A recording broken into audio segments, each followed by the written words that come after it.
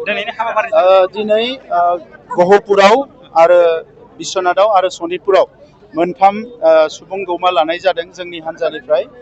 गहपुराव जोङो जोबोद मोजाङैनो हाजार हाजार रायजो राजाफोरनि नुजाथिनायाव जोङो मेलखौ खुंबोबाय आरो बिश्वनाथावबो हाजार हाजार रायजो राजाफोरा दिनै ओंखारदों।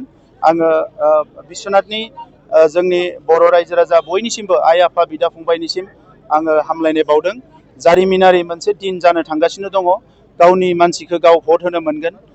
उदांस्रिनि उनाव मालाय मालाय बिजाथिनो भट होबाय।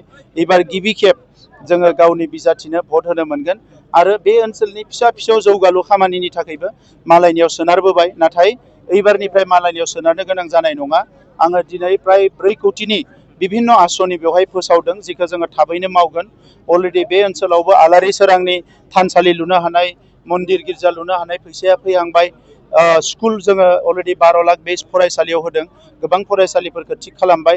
दा गासैबो जौगानाय खामानि जेरै बड'लेण्डआव जादों बे ओनसोलावबो जागोन। दा बेवहाय खुनु गोनो गोथो गैया। माहारि आफादफोरनि साननाय हनायफ्राबो जाफुंबाय। हा हुनि जेंनाया लासै लासैनो जोबजोब्बाय। दा नंखायनो बिश्वनाथ ओनसोलनि जिखिनि जोंहा गामिफोर दङ बेखौ जौगानो थाखाय जोङो फार्स्ट 10 कोटि रां देग्लाय जोङो आं दिनै फोसावदों। 4 कोटि दा हमनाय जाबाय। बिसायख'थिनि उनाव डक्टर निलुत स्वर्गियारिया फैनानै बे जोंनि गासैबो गामिनि रायजो राजाखौ लानानै आरोबाव 6 कोटियाव जोङो मा क्लाब, आइजोफोरनि अफिस लुनाय, धोरोम आफादफोरनि बायदिसिना जि आसनि नांगौ बेवहाय बानायनो हागोन आरो इयुनाव जोङो बे ओनसोलनि जौगानायखौ जोबोद स्पिडआव लांनो थाखाय खामानि मावगोन। सार बेसेबांसो सिट मोनगोन हारसिङैनो सरकार दागोन। जितु सार हाग्रामा महिलारिया लाबदाव दोनदों लाबदा माने दा लास्टआव बिथांनि बायदि नों ओरै गिदिंना होलाय होमबानिया नों सिगां जागोन। नंगौना? दा ओंखायनो बिथाङा जेराव दोनदों जों बेयाव थाया।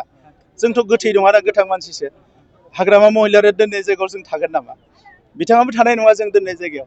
ओंखायनो बिथाङा जोंखौ जुदि सानजा मोखां खालामदोंबा जों ओरै गिदिंनानै सोनाब मोखां जानाय लोगो लोगो नों बुंनाय बायदि लाबदाया बिसो जागोन, जों ओरै सिगां जागोन।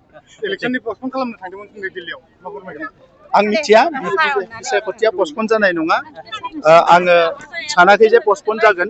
बिसायख'थिया पस्टपन जानाय जायैजों UPPL जेबो जाया।